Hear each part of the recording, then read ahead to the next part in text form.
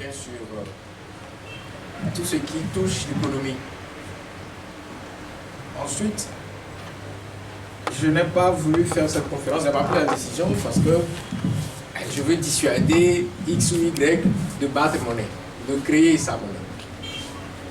Il y a beaucoup de velléités actuellement, notamment M. Pouvoir vient de l'exprimer, où les Africains sont malheureusement convaincus, en tout cas ceux de l'espace francophone sont malheureusement convaincus que c'est parce qu'ils ont le franc CFA qu'ils sont pauvres. C'est parce qu'ils n'ont pas leur propre monnaie qu'ils ont faim. Et que nos pays peinent à se développer ou à faire de la croissance.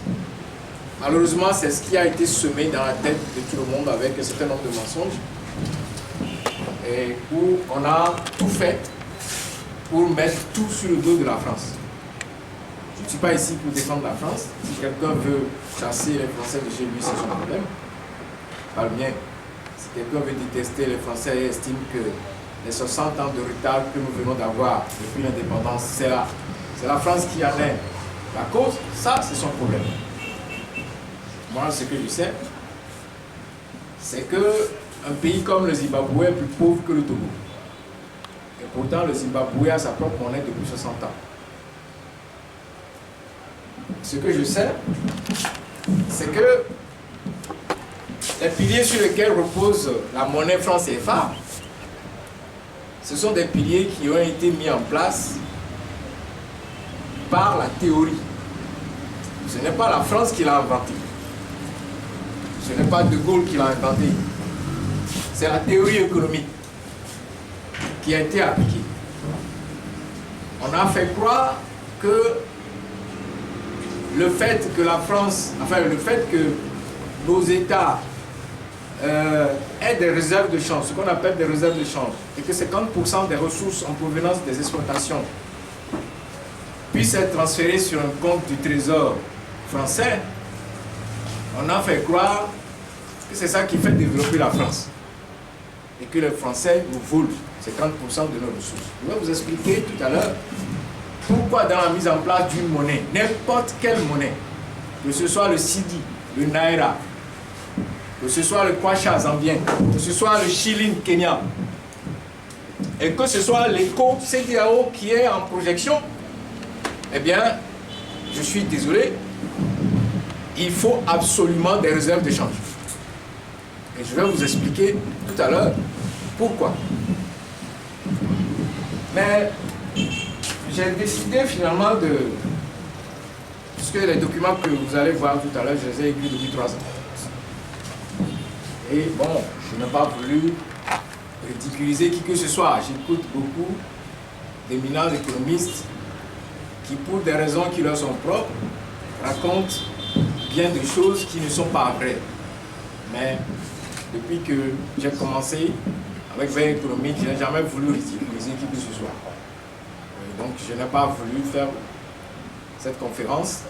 J'ai participé à 2 ou 3 émissions sur des radios, de télé pour expliquer les raisons pour lesquelles croire que la monnaie est notre problème, c'est de la fausseté tout ça. Il va falloir que je fasse quelque chose. Que je fasse soit une conférence, mais une émission sur Radio Victoire FM ou Radio, je ne sais pas, FM, 45 minutes ne suffirait pas pour que je puisse expliquer. Donc j'ai décidé de faire cette conférence. Malheureusement, vous êtes le seul à venir, c'est bien. Alors, on va faire ça en 2 phases, très rapidement. La première phase, j'ai décidé de commencer par expliquer vraiment ce que c'est que la monnaie. Et ça va vous permettre de comprendre après cette problématique du franc CFA, que beaucoup ne comprennent pas. Est-ce que c'est un problème de nom? Bon, si on change le nom, c'est peut-être que les Français, au sortir de la Seconde Guerre mondiale, ont commis des erreurs en donnant ce nom barbare qui fait aujourd'hui croire à tout le monde que bon, la France c'est un filou. Bon, est-ce que c'est le système? Si c'est le système, c'est un faux problème parce que le système relève de la théorie économique. Et ceux qui ont fait des travaux, qui sont prix Nobel depuis 1961-62 qui ont travaillé sur ces genres de problématiques économiques. Je vais vous les présenter tout à l'heure. Les Africains, je suis désolé, je ne dénigre pas le noir, mais nous n'avons rien inventé, nous n'avons rien écrit. Tous ceux qui pleurnichent sur les radios, sur les réseaux sociaux, disent qu'ils sont docteurs, professeurs, ils n'ont rien écrit. Les théories que nous utilisons aujourd'hui pour gouverner nos pays en économie, ce sont les Blancs qui les ont écrites. Et c'est à leur école, à leur université, que moi, je suis allé apprendre les théories économiques. Le fonctionnement de la monnaie, n'importe quelle monnaie aujourd'hui dans le monde, ce sont eux qui ont écrit les théories qui permettent de faire fonctionner des monnaies dans l'économie. Le noir n'a rien inventé. Et tous ceux qui disent qu'il faut quitter telle zone, il faut créer telle monnaie, ils n'ont aucun système aujourd'hui sur lequel ils ont travaillé pendant 20 ans, 30 ans, et qui ont un résultat qui permet aujourd'hui de dire que, ok, nous allons quitter tout le système que les Blancs ont inventé, et nous, les Noirs, nous allons appliquer notre propre système. Ça n'existe pas. Lorsqu'on vous dit qu'on veut indexer éco sur un panier de devises, c'est le Blanc qui a inventé ça. Ce n'est pas le Noir. Il a appris. Et beaucoup, malheureusement, l'ont mal appris, n'ont pas compris. Je vais donner des exemples simples qui vont vous permettre de comprendre des choses complexes. Et quand vous allez discuter avec quelqu'un, posez-lui juste des questions. Et je suis persuadé qu'il ne pourra pas répondre et il va partir. Mais s'il comprend, il répondra. Alors, la monnaie. On va aller rapidement. Ok, la première phase, on va expliquer définition. Ensuite, je vais donner les fonctions de la monnaie. Ensuite, en traversant les âges, les instruments de paiement. Ensuite, je vais vous présenter la crypto-monnaie très rapidement. Et j'ai conçu une crypto-monnaie aux journalistes, parce que je savais qu'il y aurait beaucoup de journalistes. Donc si vous voulez, vous me payez 15 millions et puis je vous donne ça. Ça va vous, je l'ai appelé Freecoin, ça va vous permettre, entre vous-même, de vous rendre service. Et lorsque vous demandez à quelqu'un de vous écrire un article, eh bien vous pouvez le payer en cette crypto-monnaie. Donc je vais vous expliquer comment c'est conçu. Ensuite, on va parler un peu de monnaie forte et puis du DTS. Alors, la définition. Il faut dire que beaucoup d'économistes réputés depuis le XVe siècle, ils se sont cassés les dents sur la définition de la monnaie, y compris même les prix Nobel. Donc, la plupart du temps, dans tous les ouvrages, vous constaterez que la définition, eh bien, se fait en fonction, disons, des caractéristiques propres à la monnaie. Mais en fouillant et en lisant les ouvrages, je suis tombé sur la définition de Walker, de Francis Walker, qui a écrit un ouvrage depuis 1878, qu'il a nommé Money. Et il définit la monnaie comme étant ce qu'elle fait, point. Et moi, j'aime cette définition parce qu'elle est simple.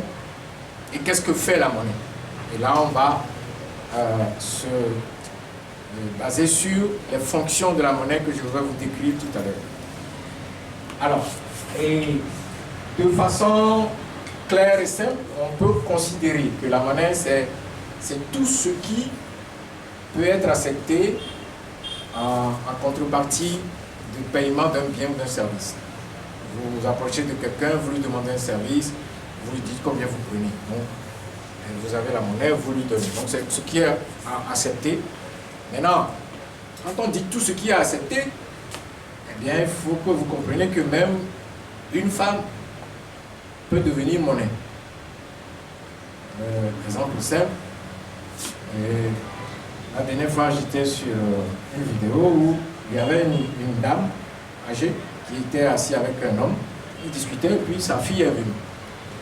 Je ne parle pas de noirs, ce sont des blancs. Alors, la dame dit à la fille, je te présente monsieur Charles. et tu vas l'épouser. Alors la fille était en colère. Mais c'est quoi cette histoire? Ça c'est ancien. On ne peut pas lui imposer un homme. Alors la maman lui dit, mais écoute, tu veux que on me jette dehors et l'entreprise de ton père est en faillite. Et le monsieur, en t'épousant, va injecter des capitaux dans l'entreprise, ce qui va me permettre de conserver mon niveau de vie. Alors la question, est-ce que la fille, dans ce cas-là, c'est une monnaie? Je vais vous expliquer tout à l'heure ce qu'on appelle monnaie marchandise, et que dans une circonstance ou une autre, un homme ou une femme peut être considéré comme une monnaie à partir du moment où, eh bien, dans ce cas-là, une fois que la fille va épouser le monsieur injecte des capitaux, eh bien, la fille est la contrepartie de l'investissement. Donc, on peut considérer que, voilà. Donc, tout ce qui est accepté pour le remboursement d'une dette. Donc là, le monsieur, en injectant les capitaux dans l'entreprise, va racheter toutes les dettes du papa qui est décédé et donc va permettre à l'entreprise de rester dans la famille. Nous le faisons en Afrique aussi. Donc on peut considérer qu'à un moment ou à un autre, le prosélytisme, tout ça, un être humain peut être une monnaie. Alors, dès le XVIIIe siècle, en France, on avait la monnaie, les pièces qui étaient déjà fabriquées en or et en argent. En argent, on les appelait des écus, en or, on appelait les louis.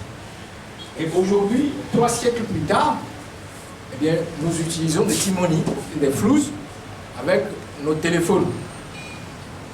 Donc, vous n'avez plus besoin forcément d'avoir une pièce avant de régler une transaction, et le téléphone devient en quelque sorte un porte-monnaie. Ça, c'est l'évolution sur les trois derniers siècles où on est maintenant en monnaie virtuelle, ce qu'on appelle monnaie virtuelle. Alors, les fonctions. La monnaie a 3 principales fonctions.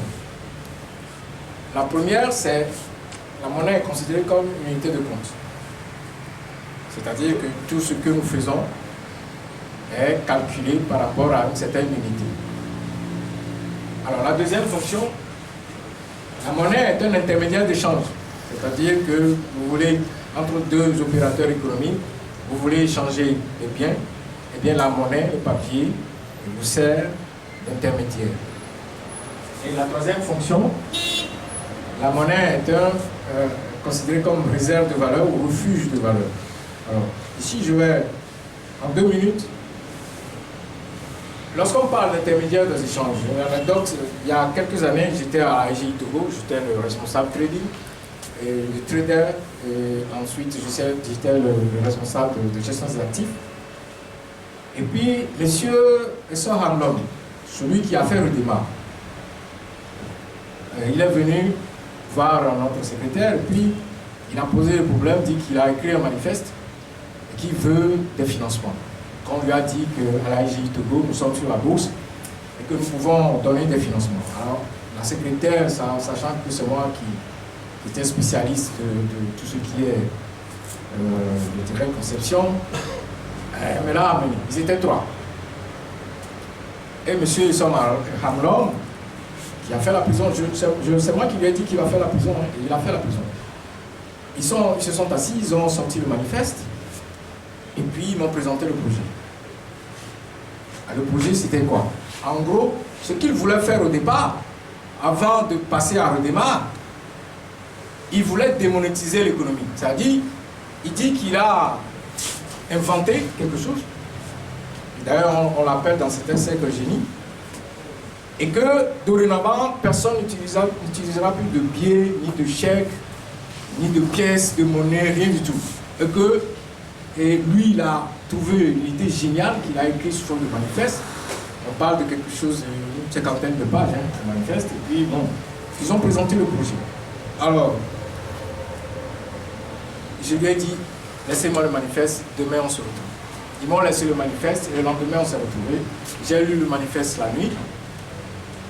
Et quand ils sont arrivés, je leur ai dit, ce que vous voulez faire, si vous mettez ça en application, vous allez vous retrouver en prison. Et je lui ai dit que si on veut enlever la monnaie les échanges économiques aujourd'hui, je leur donne juste un seul exemple.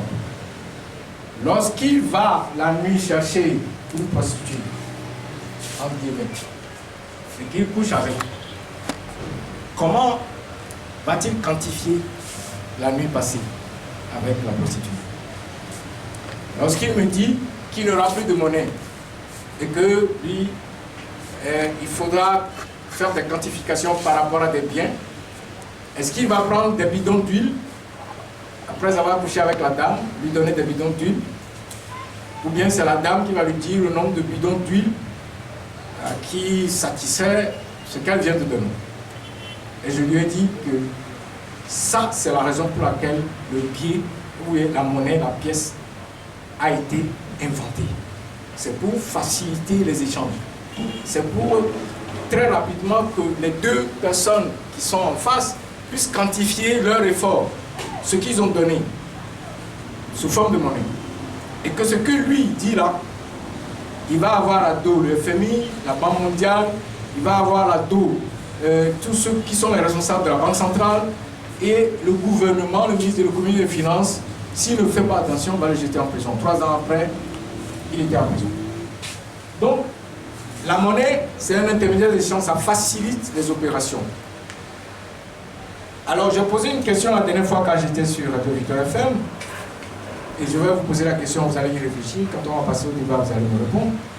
Si on vous dit, vous êtes conseiller de M. Dangote, et M. Dangote vous dit, ok, j'ai $1 milliard, je souhaite que vous les placez dans 4 monnaies ou 6 monnaies différentes. Vous me choisissez parmi les 6 monnaies, 4 monnaies. Par exemple, le rouble c'est la monnaie russe, le yuan c'est la monnaie chinoise, le dollar, le franc CFA, le naira et 6e la livre sterling. Parmi ces 6 monnaies, qu'est-ce que vous allez lui proposer? Et la réponse, je vous donnerai ça après, ça va vous éclairer sur la problématique de la monnaie. Alors, on passe au slide, les instruments de paiement. Et le blanc, il réfléchit tous les jours. Lorsqu'il a un problème, il réfléchit, il invente une solution qui facilite sa vie. Lorsqu'ils ont créé d'abord ce que nous appelons la monnaie marchandise, le sel était très prisé à l'époque, au 15e siècle, au 14e siècle. Le sel permettait de payer quelque chose. Il y avait l'or aussi, qui permettait de payer un bien ou un service. Et ils se sont rendus compte que la conservation du sel pose problème. Ils se sont rendus compte que le transport de l'or pose problème, parce que l'or, ça pèse lourd. Alors, l'exemple de la monnaie marchandise, ce qu'on appelle monnaie marchandise, c'est la monnaie qui, enfin, ce qui peut servir à la fois de monnaie, c'est-à-dire de paiement d'un bien ou d'un service, et qui peut être vendu. C'est pour ça que je disais que les esclaves sont considérés comme monnaie, marchandise. Parce que un esclave peut permettre de payer une dette, et en même temps, ça peut être vendu. Donc c'est ce que nous appelons monnaie, marchandise. Un bien qui peut être vendu, mais qui peut également servir d'intermédiaire d'échange entre deux opérateurs économiques. Ils sont passés à ce que nous appelons la monnaie divisionnaire. La monnaie divisionnaire, c'est tout ce qui est pièces. Toutes les pièces que vous utilisez, en économie, on l'appelle monnaie divisionnaire. Mais là aussi, il y a se poser le problème de transport, problème de coût.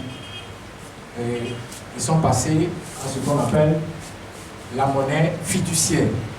Donc tout ce qui est papier que vous trimballez, ça s'appelle monnaie fiduciaire. Ensuite, la monnaie fiduciaire aussi, c'est la même chose. On a toujours un problème de transport et ça pèse lourd.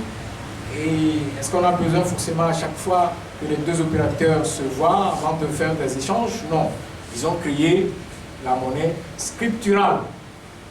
Et la monnaie scripturale, c'est tout ce que vous avez comme compte bancaire. Le compte dans les banques, ça s'appelle en économie monnaie scripturale.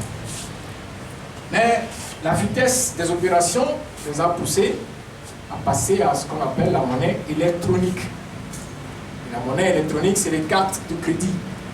les cartes que les gens utilisent. La dernière fois, j'étais dans un supermarché et puis il y a une dame qui m'a abordé et me demande pourquoi je viens encore avec des billets. Il suffit que j'ai ma carte bancaire et que j'achète et puis je donne ma carte. Et ben, je lui ai dit, je suis toujours un traditionnel africain. Donc, ça, c'est la monnaie électronique. La carte bancaire, c'est la monnaie électronique. Ensuite, finalement, avec Internet, on est passé à la monnaie virtuelle, ou, si vous voulez, la monnaie numérique. Et c'est le T-Money, le Froze, voilà. Mais avant, c'est vrai que, on va voir ça tout à l'heure, les DTS, ce qu'on appelle les droits de tirage spéciaux, qui sont un instrument de paiement international. En fait, le DTS est considéré comme une monnaie virtuelle, puisque le DTS, il n'y a que les États qui les utilisent entre eux. Donc voilà le parcours depuis 3 siècles. On est passé de monnaie marchandise